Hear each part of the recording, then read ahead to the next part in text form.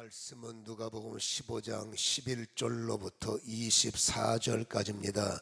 제가 23절까지 읽고 24절은 다 함께 읽도록 하겠습니다. 또 이르시되 어떤 사람에게 두 아들이 있는데 그 둘째가 아버지에게 말하되 아버지여 재산 중에 내게 돌아올 분깃을 내게 주소서 하는지라. 아버지가 그 살림을 각각 나눠 주었더니 그 후 며칠이 안 되어 둘째 아들이 재물을 다 모아가지고 먼 나라에 가 거기서 허랑방탕하여 그 재산을 낭비하더니 다 없앤 후 그 나라에 크게 흉년이 들어 그가 비로소 궁핍한지라. 가서 그 나라 백성 중 한 사람에게 붙여 사니 그가 그를 들로 보내어 돼지를 치게 하였는데 그가 돼지 먹는 쥐엄 열매로 배를 채우고자 하되 주는 자가 없는지라. 이에 스스로 돌이켜 이르되 내 아버지에게는 양식이 풍족한 품꾼이 얼마나 많은가. 나는 여기서 줄여 죽는구나. 내가 일어나 아버지께 가서 이르기를 아버지여 내가 하늘과 아버지께 죄를 지었사오니 지금부터는 아버지의 아들이라 일컬음을 감당하지 못하겠나이다. 나를 품꾼의 하나로 보소서 하리라 하고 이에 일어나 아버지께로 돌아가니라.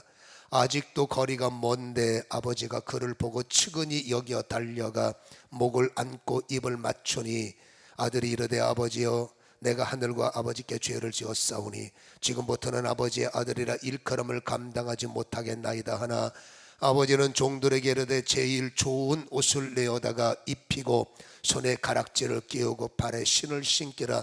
그리고 살찐 송아지를 끌어다가 잡으라. 우리가 먹고 즐기자. 24절 이 내 아들은 죽었다가 다시 살아났으며 내가 잃었다가 다시 얻었노라 하니 그들이 즐거워하더라. 아멘. 찬양 받으신 아버지 감사합니다. 예수님의 마음을 가장 잘 표현한 말씀이 있습니다. 한 영혼이 천하보다 귀하다. 이 마음에서 우리는 한 분 한 분을 향한 그 아버지의 마음, 예수님의 마음이 얼마나 깊은지를 우리는 깨달을 수가 있다는 거죠. 우리가 한 영혼 추수 지금 축제를 진행 중인데 오늘이 그 결실하는 날이에요. 이렇게 다시 한번 이 말씀을 바라보면 교회에 오시는 한 분 한 분이 얼마나 주님께서 소중하게 여기시고 그 한 영혼이 얼마나 귀한가를 다시 한번 우리는 가슴에 새기게 되는 거예요. 계속 주일마다 만나다 보면 이 한 분이 얼마나 귀한지를 자꾸 잊어버리게 돼요. 뭐 알아서 오겠지, 뭐 알아서 잘하겠지, 그게 아니라는 겁니다. 예수님의 마음은 지금 저 한 분이 너무 천하보다 귀하기 때문에 우리는 서로를 향해서 배려해야 되고 또 그 하나님께서 예수님이 너무 소중하게 여기시는 그분을 혹시라도 마음 상하게 하지 않을까, 혹시라도 실족하면 어떨까. 이런 행사는, 이런 영혼 축제는 새로 오시는 분이 주인공이기도 하지만은 우리는 이 시간을 통해서 다시 한번 아버지의 마음을 우리의 마음속에 간직하고 그 아버지의 마음을 회복하는 이러한 시간이 더 우리는 귀하다고 봅니다. 그래서 옆에 분들한테 정말 우리 뭐 옆에 형제나 자매가 있지 않습니까? 정말 우리 자매님은 형제님은 천하보다 귀하신 분입니다. 앞으로 잘 섬기겠습니다. 뒤에 할 말 더 많은데 더 하면 외우지 못하니까 우리 형제님은 자매님은 천하보다 귀한 분이고 앞으로 잘 섬기겠습니다. 시작.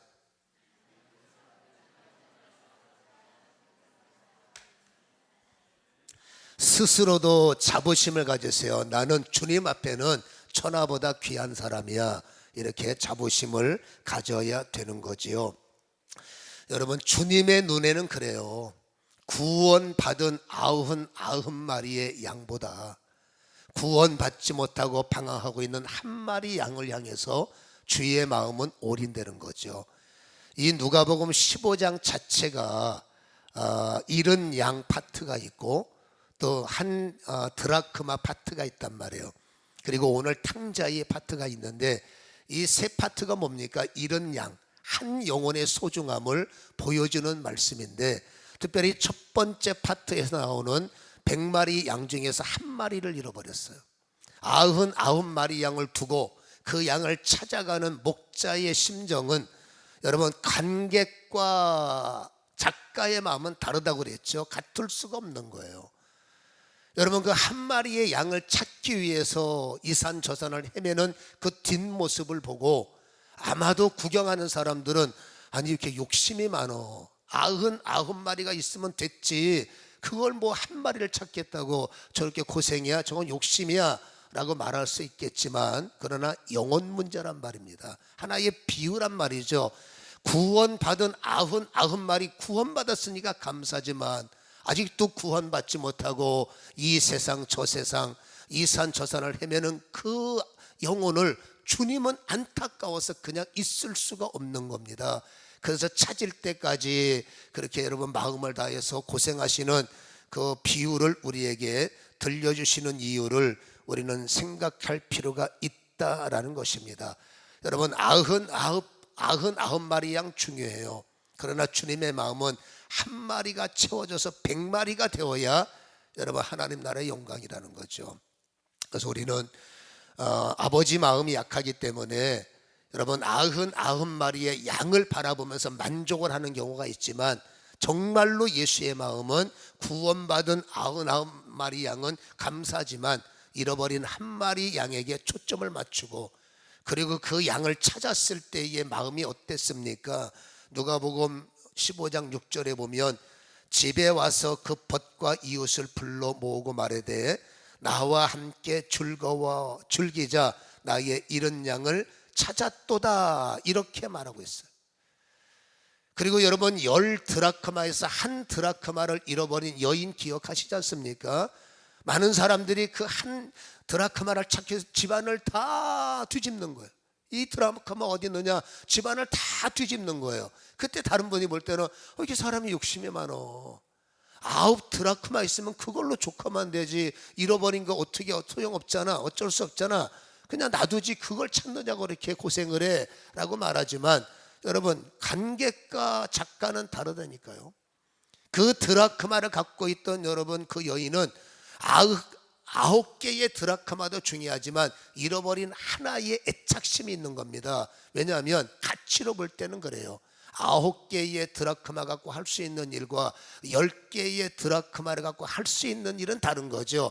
하나님은 9명도 중요하지만 한 마리 잃어버린 양을 찾을 때 하나님의 나라는 더 확장된다는 거죠. 주님의 마음은 그랬다고 말입니다.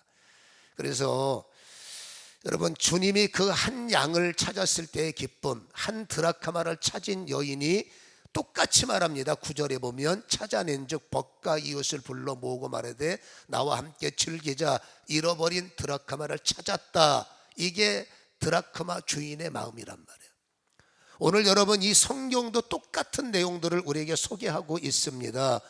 여러분, 아버지 눈에는 잃어버린 그 집 나간 이 아들에 대한 관심, 사랑, 걱정, 염려, 이게 끊어지지 않는 거예요.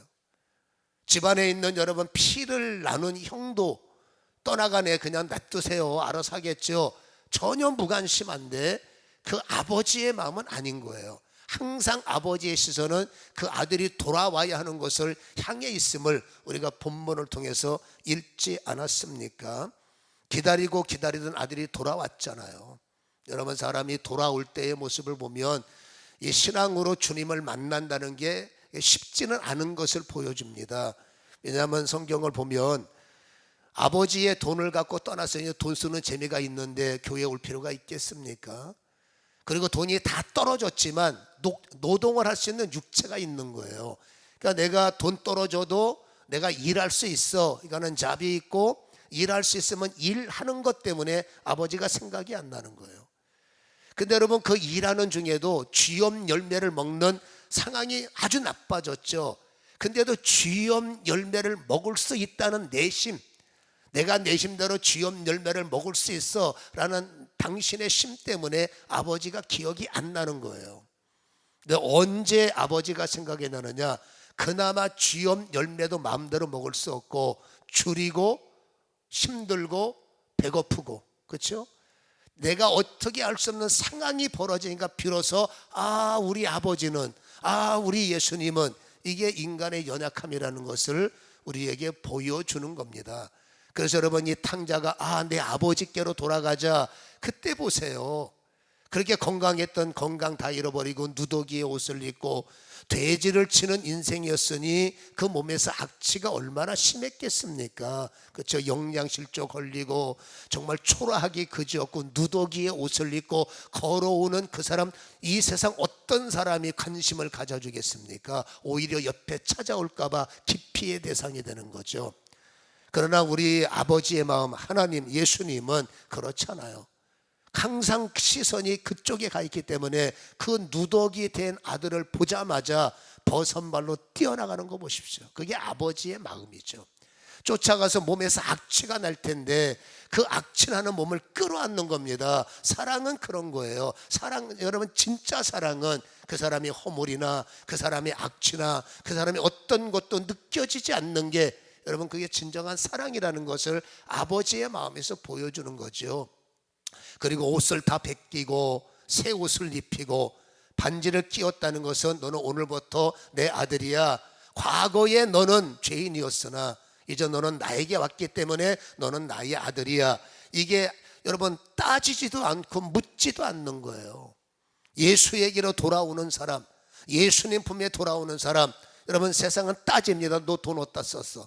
너 뭐하고 살았어? 이런 거 과거를, 실패자의 과거를 들춰내서 가슴을 여러분 후벼 파지 않습니까? 그러나 우리 예수님은 이미 그들의 행적을 몰라서 여쭤보는, 모르시는 게 다 알고 계시기 때문에 중요한 게 뭡니까? 과거의 네가 아니라 지금에 넣은 거죠. 그렇게 돌아왔을 때 주님은 여러분 외면하지 않으시고 그의 악취를 끌어안으시고 여러분 벗겨서 회복의 은혜, 미워도 다시 한번, 이것이 아마 아버지의 마음이 아니겠습니까? 그리고 오늘 하인들에게 말합니다. 그 아들이 돌아왔을 때 살찐 송아리 잡아라.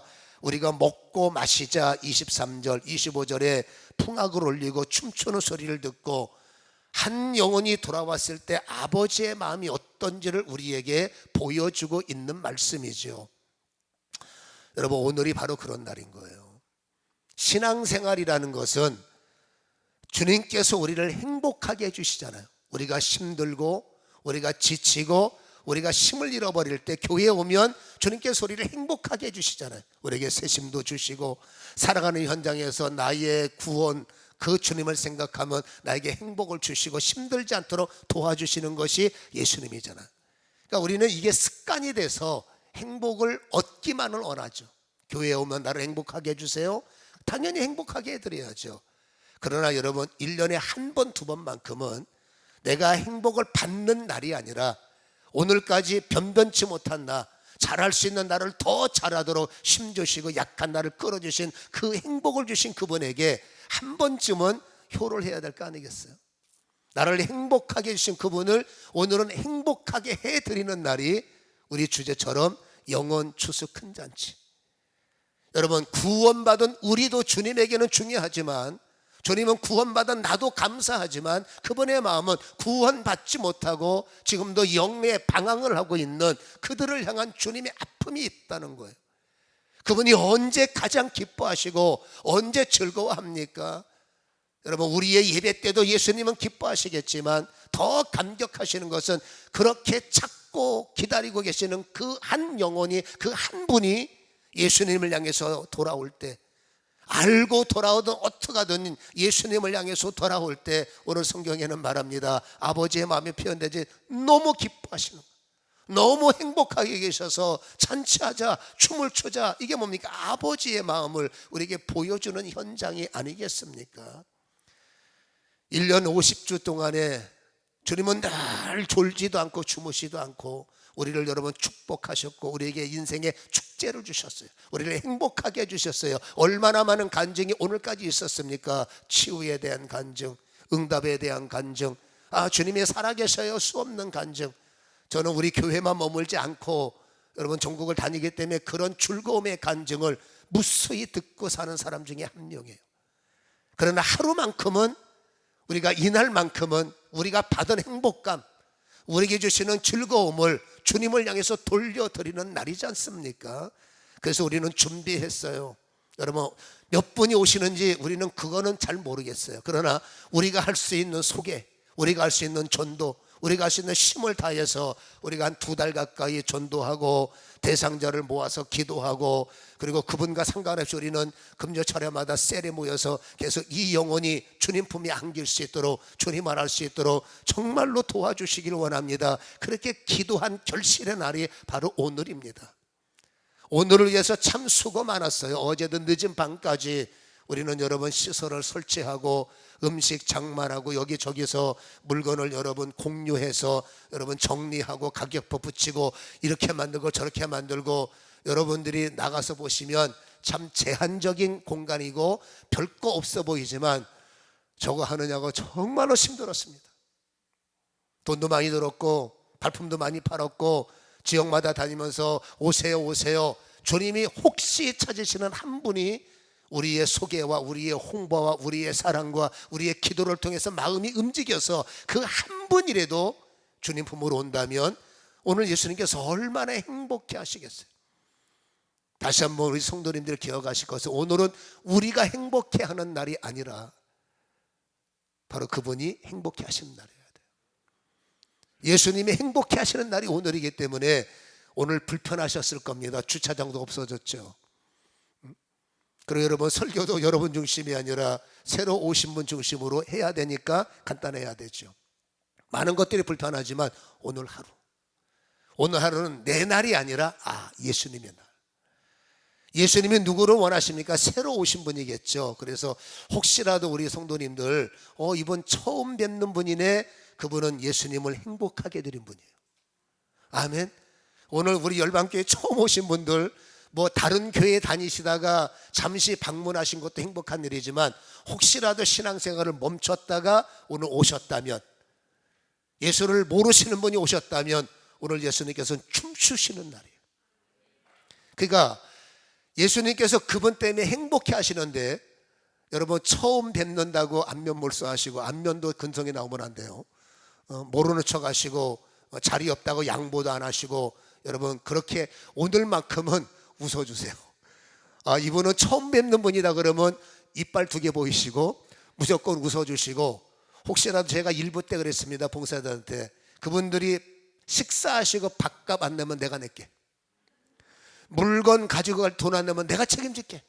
그러니까 오늘 처음 오시는 분들 마음껏 드시고 오리발 내미시면 그래봤자 뭐 제한적이겠지만 그만큼 오늘 처음 오신 분들은 우리 이 교회의 머리가 되신 예수님의 행복이시고 정말 잘 오셨어요. 우리가 작은 분위기지만 그러나 이날을 위해서 우리가 오랫동안 기도하고 예수님이 정말로 찾으시는 한 분을 위해서 우리가 이런 자리를 만들었는데, 보면 참 안타까워요. 좀 더 잘할 걸 하지만 지금 현재 우리가 할 수 있는 최선을 다해서 우리가 준비한 것은 바로 한 분을 주님께서 찾으시기 때문이죠. 왜 찾으실까? 우리는 이 말씀을 우리 성도님들도 다시 한번, 지금 제가 드리는 말씀은 기독교의 가장 기초적인 말이에요.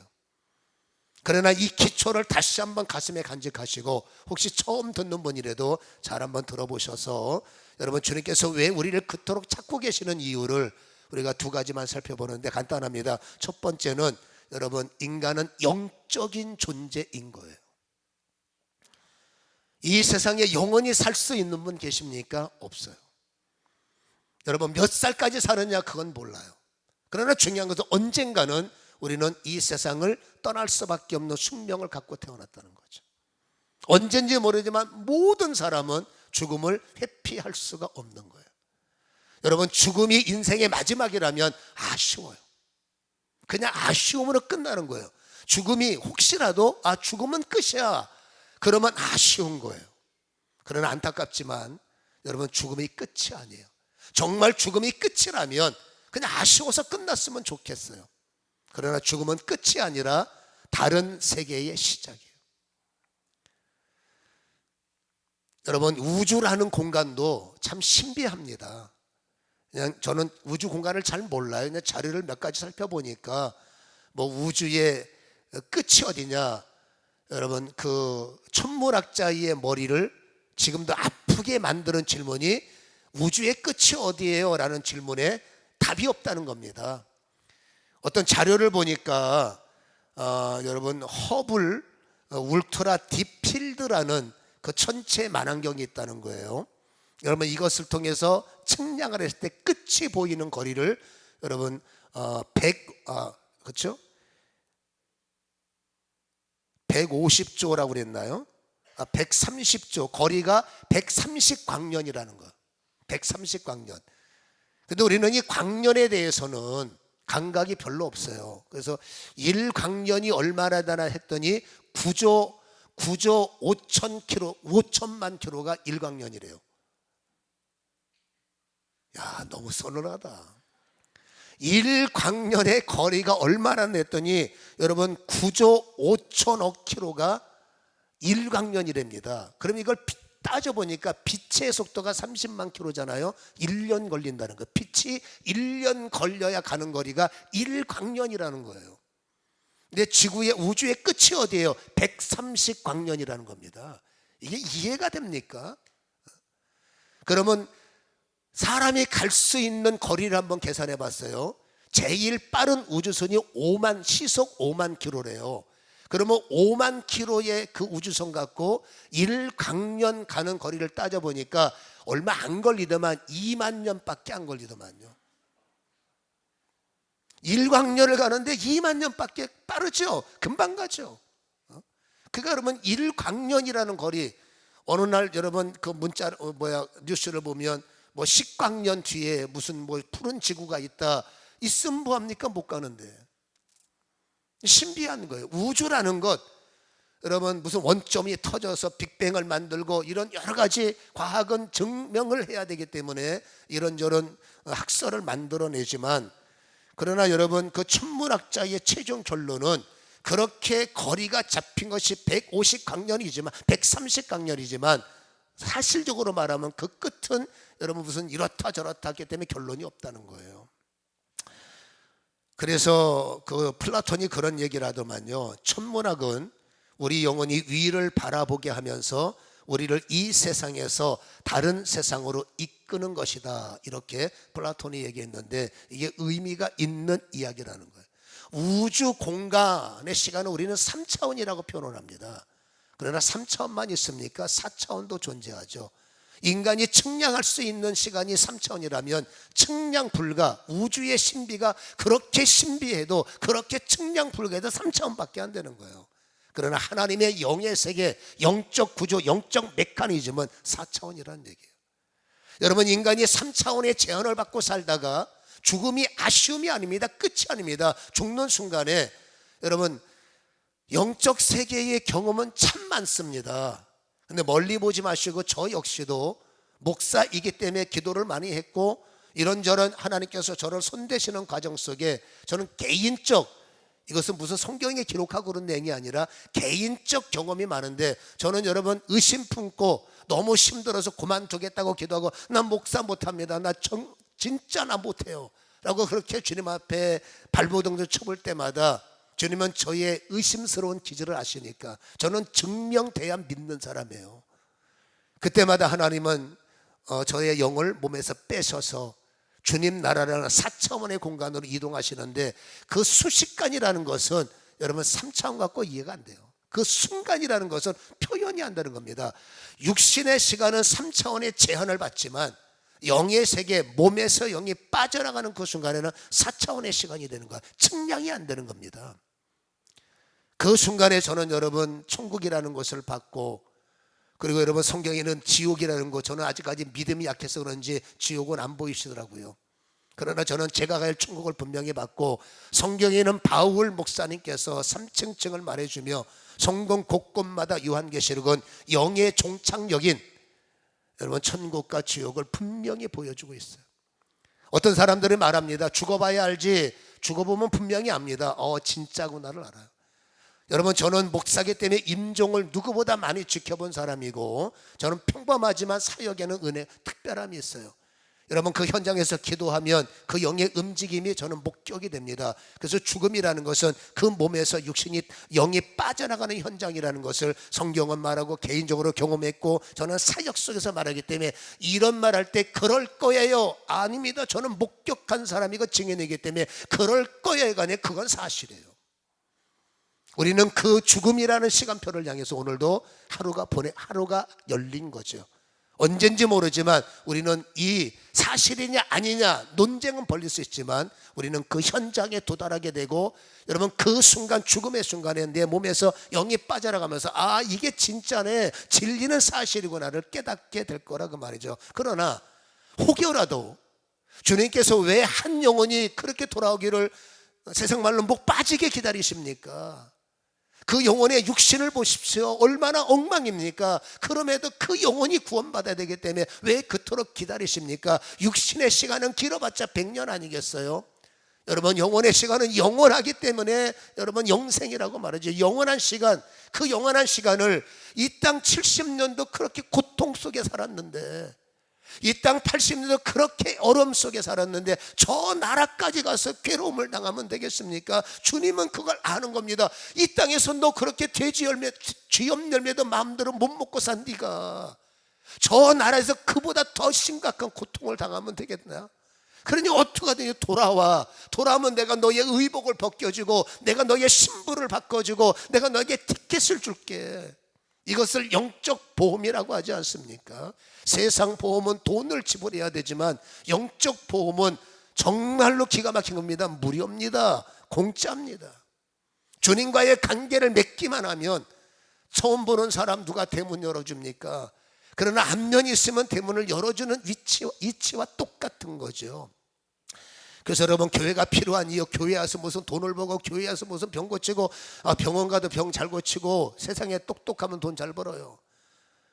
여러분, 우리는 돈 벌고 육신 건강 이게 중요한 게 아니라 우리는 여러분 영적인 존재요. 여러분, 다가올 그 세계를 위해서 영원한 영에 대한 보험을 들어야 되죠. 물론 수고하고 무거운 짐, 인생을 살다 보면 그것만이 문제가 아니라 이렇더라고요. 저도 목사인데 수많은 사람들을 만나보니까 이길 수 있는 문제와 이기지 못하는 문제가 있는 거예요.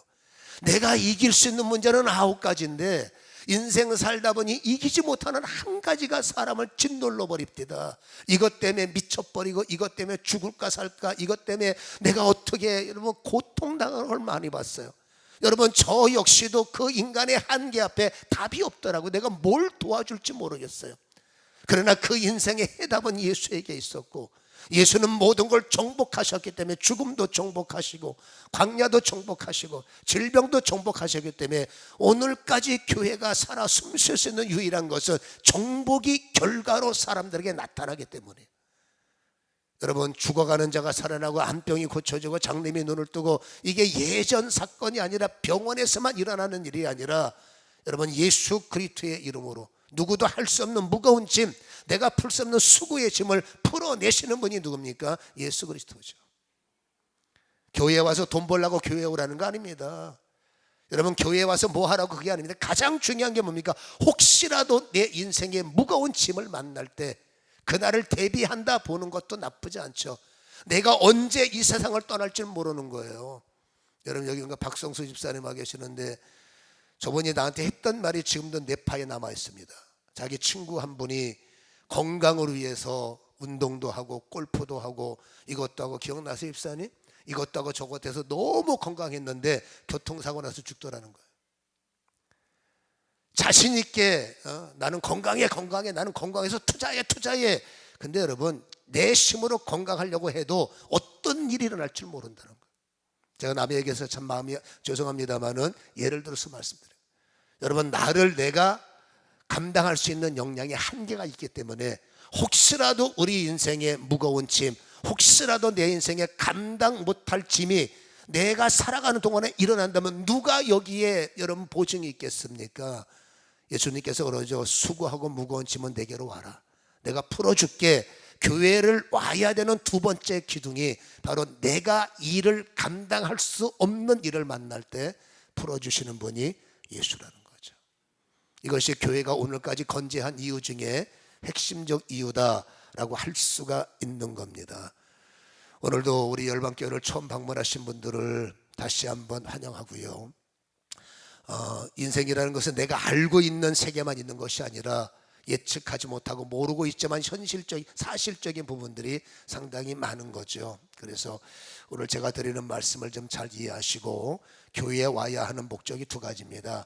여러분, 영혼의 보험을 드는 거예요. 예수 믿는 거는, 여러분, 교회에 오는 것은 커트라인이 없어요.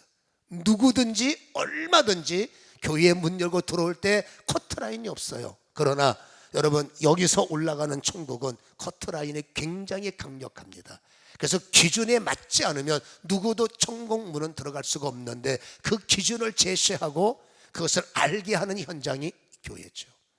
그래서 교회는 그만큼 중요한 영적, 여긴 세상 이야기하는 자리가 아닙니다. 철학적, 소극적, 무슨 심리적, 여긴 그런 데가 아니라 우리는 영혼이 잘 되는 것을 제시하고 영혼이 어떻게 하면 주님을 만날 수 있는지를 알려주는 자리가 교회이기 때문에, 교회는 세상의 집단이 아님을 기억하고, 야, 교회 다니는 인간들, 그 인간들이 교회 안 다니면 어떡하겠습니까? 그나마 그 인간들이 교회에 나와야 사람 될 거 아니겠습니까? 여러분, 그리고 이해할 것은 교회는 이상 없어요. 제가 보증합니다. 교회는 아무 문제가 없습니다. 교회에 있는 사람이 문제지 교회가 무슨 문제가 있습니까? 여러분, 그분이 아직도 변화되지 않고, 가짜 목사 많습니다. 가짜 장로 많습니다. 가짜 성도 많습니다. 그러나 가짜를 보지 말고 진짜를 보십시오. 가짜를 보면 왜 가짜를 봅니까? 진짜를 봐야죠.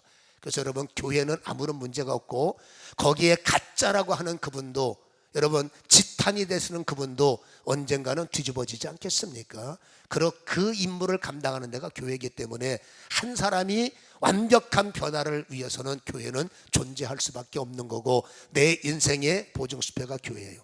내가 살아가는 인생 속에 혹시라도 수고의 짐을 져줄 수 있는 해답 마스터키가 교회에 있기 때문에, 교회를 와야 하는 이 이유는 교회를 통해서 해답을 발견하고 그 진리를 깨닫는 자리가 교회이기에, 오늘 다시 한번 우리 성도님들은 이 핵심을 기억하시고, 오늘 처음 교회 오신 분들은 이 내용을 잘 가슴에 간직하는 시간이 되기를 주님의 이름으로 간절히 축원합니다. 자, 눈을 감으시고.